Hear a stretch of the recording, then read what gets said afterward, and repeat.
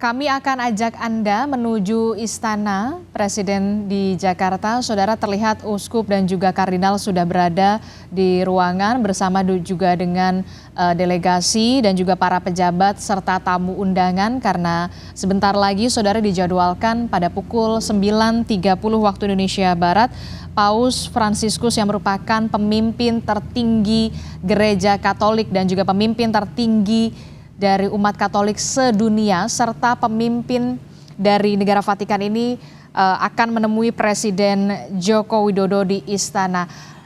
Menarik sekali kita melihat bagaimana kemarin bersahajanya Paus Fransiskus saat tiba di Indonesia dan menuju Kedutaan Besar Vatikan di Jakarta untuk bermalam.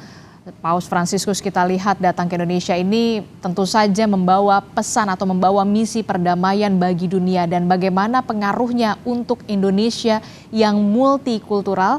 Kita akan membahasnya bersama dengan dua narasumber. Akan hadir nanti bergabung ke studio Direktur Wahid Institute Mbak Yeni Wahid. Kemudian secara daring kita sudah terhubung bersama dengan Guru Besar Politik Internasional dari Universitas Pelita Harapan, sudah ada Pak Alexius Jemadu. Selamat pagi Pak Alexius.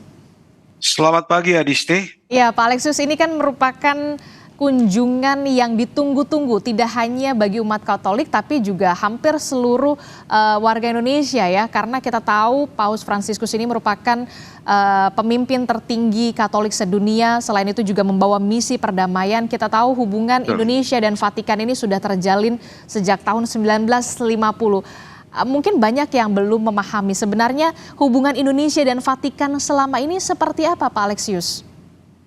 Ya, hubungan Indonesia dan Vatikan selama ini berjalan sangat baik, karena Indonesia dilihat sebagai suatu contoh negara di mana keberagaman itu bisa diorganisasikan di dalam suatu kerangka demokrasi.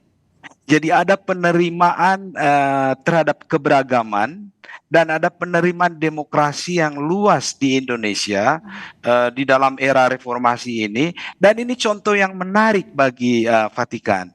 Di dalam hubungan internasional, kalau keunikan suatu negara seperti Indonesia punya keragaman ya, yang bisa berjalan dengan damai di dalam kerangka politik demokrasi, itu adalah satu kekuatan lunak, satu soft power, satu power of attraction, daya pesona suatu bangsa ya di mata Vatikan.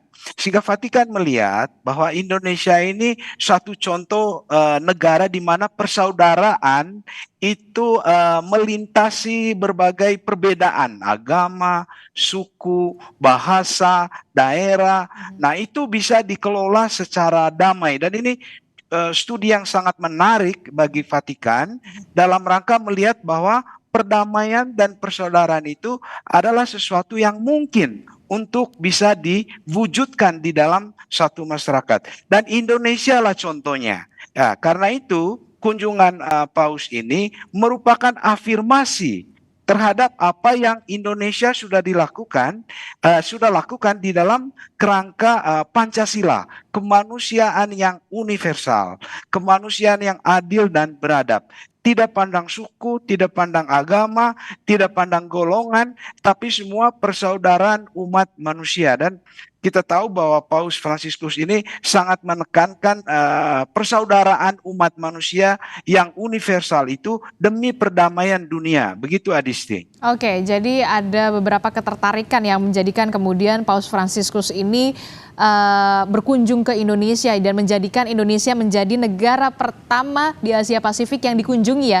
Salah satunya tadi bisa dikatakan bentuk toleransi beragama kita di Indonesia, termasuk juga proses demokrasi begitu ya. Kita akan ajak Anda dulu melihat bagaimana Paus Fransiskus baru saja keluar dari Kedutaan Besar Vatikan dan akan bergerak menuju ke Istana Kepresidenan Jakarta, saudara, dan kita melihat dengan menggunakan mobil berwarna putih SUV ini, Paus Fransiskus yang merupakan pemimpin tertinggi Gereja Katolik dan juga umat Katolik sedunia ini menyapa warga yang sudah menunggu sejak lama untuk melihat secara langsung bagaimana kesahajaan dari Paus Fransiskus yang saat ini berkunjung ke Indonesia dan akan menemui Presiden Joko Widodo. Saudara, kita akan melihat inilah situasi terkininya di mana Paus Fransiskus akan bertemu dengan Presiden Joko Widodo menuju perjalanan ke Istana Presiden. Saudara, ada yang menarik di sini karena tadi disebutkan hubungan Indonesia dan juga Vatikan ini sudah terjadi sejak tahun 1950 begitu ya. Sambil kita ngobrol lagi ya Pak Alexius ya, kita berbincang lagi. Pak Alexius, ini kan kalau kita lihat begitu ya, jadi bentuk kerjasama apa yang selama ini sudah dijalin oleh Indonesia dan juga Vatikan selama Vatikan ini apa ya bisa dikatakan mengakui kemerdekaan Indonesia?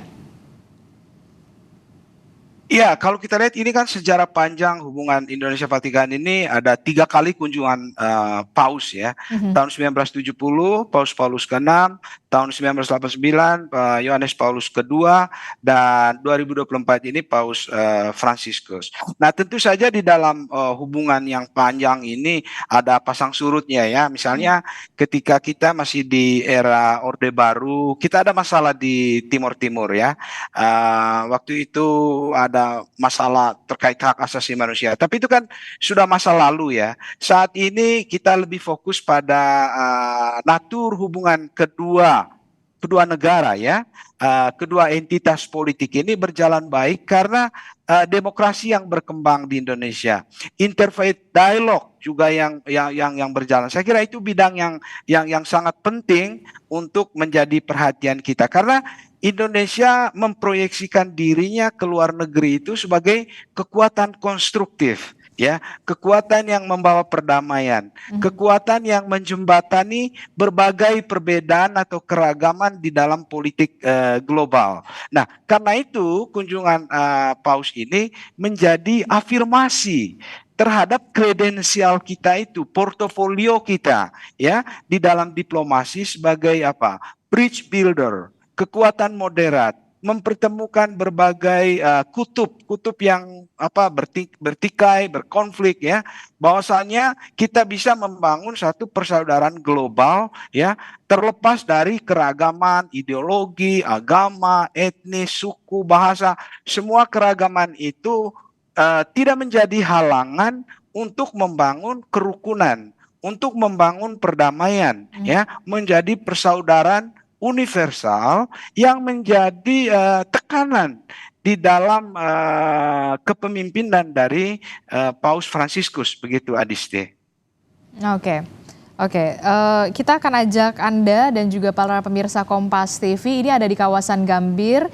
Kita akan melihat bagaimana Paus Fransiskus nanti akan melintasi kawasan Gambir dari Kedutaan Besar Vatikan menuju ke Istana Presidenan Jakarta untuk menemui Presiden Joko Widodo, saudara. Sebelumnya, saudara, Paus Fransiskus ini kita tahu sudah tiba di Indonesia melalui Bandara Soekarno-Hatta, Tangerang, Banten hari Selasa kemarin dan bermalam di Kedutaan Besar Vatikan, di mana hari ini, saudara, Paus Fransiskus punya agenda untuk bertemu dengan Presiden Joko Widodo. Saudara, ada beberapa hal yang tentu saja nanti akan dijalin lebih erat kerjasama dari kedua negara Indonesia dan juga Vatikan, saudara, di mana ini kita lihat pengamanan sudah mulai disiagakan, di mana antusiasme warga ini begitu besar sekali. Kalau kita lihat banyak sekali, ternyata tadi disebutkan oleh jurnalis Kompas TV di lapangan, bahkan ketika bertanya bahwa warga ingin sekali melihat bagaimana secara langsung sosok dari Paus Fransiskus yang punya kesederhanaan dan juga kesahajaan saat berkunjung ke Indonesia, saudara. Tanpa menggunakan mobil mewah, Paus Fransiskus menggunakan mobil SUV berwarna putih, saudara. Kita akan melihat bagaimana nanti sosok Paus Fransiskus akan menyapa warga yang sudah menunggu sejak pagi tadi untuk melihat secara langsung Paus Fransiskus Kita akan melihat ini dia